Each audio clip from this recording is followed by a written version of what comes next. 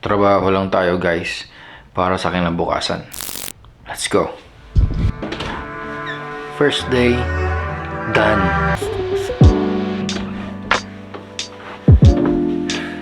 Second day, nakakapagod pero kaya pa. Isang duty pa bukas guys. Natapos din ang pang-apat na araw guys. Off na tayo bukas.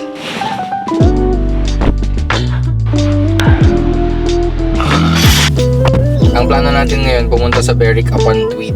Tapos susubukan natin yung circular walk nila doon. 3 miles daw yung walk na yun. So, tingnan natin kung gaano katagal, tsaka kung ano yung makikita doon sa walk. Susundan ko lang yung nandoon sa aking map guide. So mag-uumpisa po tayo sa train station ng Berwick-upon-Tweed. Pangunang pupuntahan natin ang Coronation Park. Sarado yung gate nila pero kailangan lang palang buksan. Ayun oh.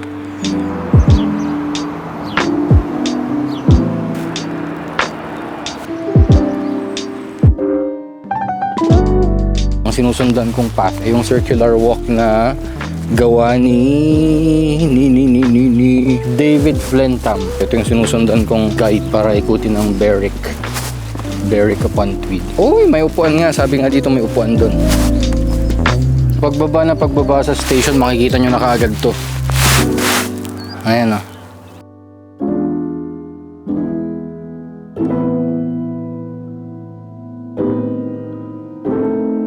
Talagay ko mas magandang pumunta dito ng mas maaga.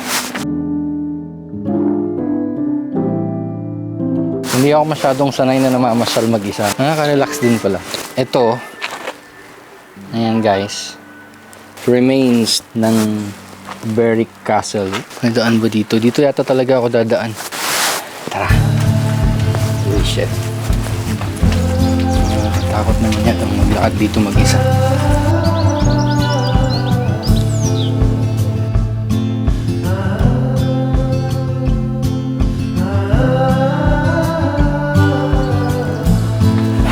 Nakita ko ang aking worst enemy.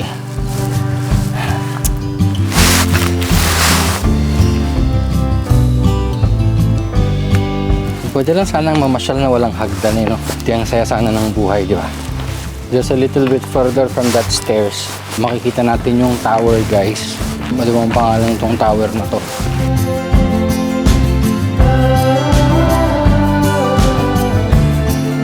Ang tawag dyan, Bell Tower.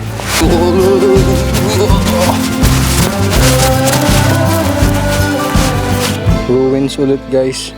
Ano bang pangalan itong ruins na to?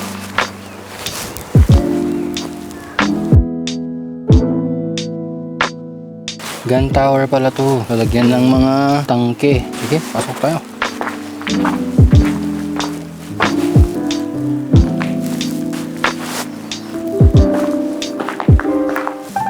Okay, so golf course yan nandyan sa left natin, guys. Ngayon, hanapin naman natin large stone wall daw. Large stone wall. Ito na ata yung sinasabi nilang large stone wall eh. Doon. So ito daw ang Calfort Gateway.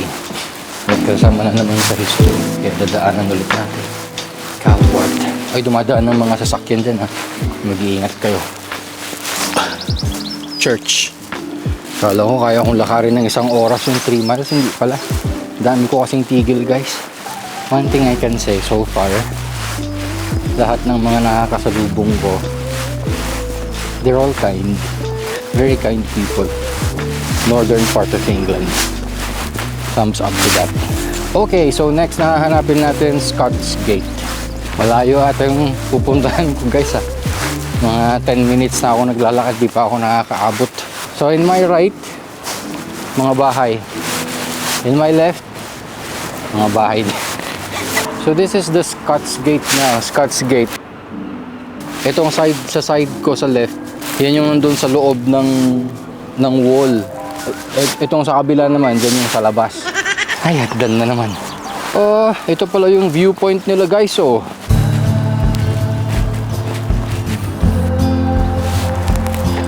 So yun yung viaduct, oh. Doon ako naglakad kanina. Ang palpak ko sa araw na to, nagdala ako ng tubig, nagdala ako ng pagkain, naiwan ko sa sasakyan guys. Kung kasama ko yung misis ko, pinagalitan na naman ako ngayon. So ang susundan daw natin, Coast Path. Let's go. Pag bumalik tayo guys, mali yung sinundan ko. So doon ako pumunta. Doon pala tayo pupunta sa kabila.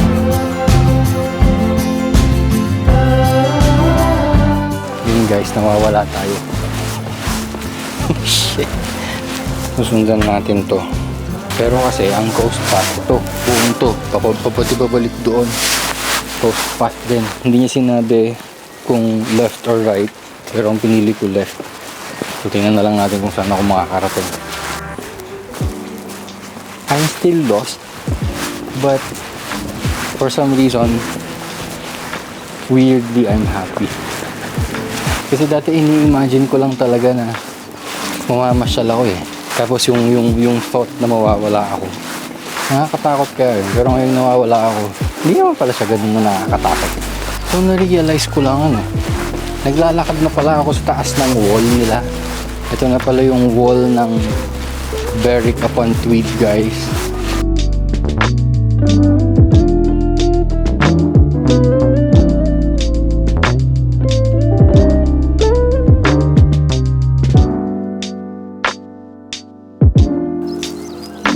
Yung tinatawag nilang The Magazine. Diyan daw nila tinatago yung mga gunpowder nila noon.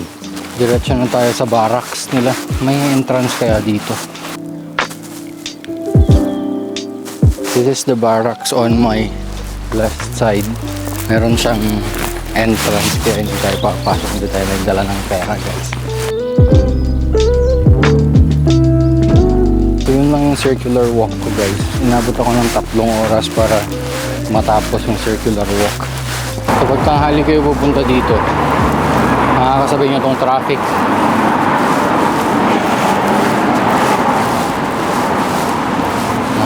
Traffic sa kalsada guys. Tapos ang gala guys. Have a good day.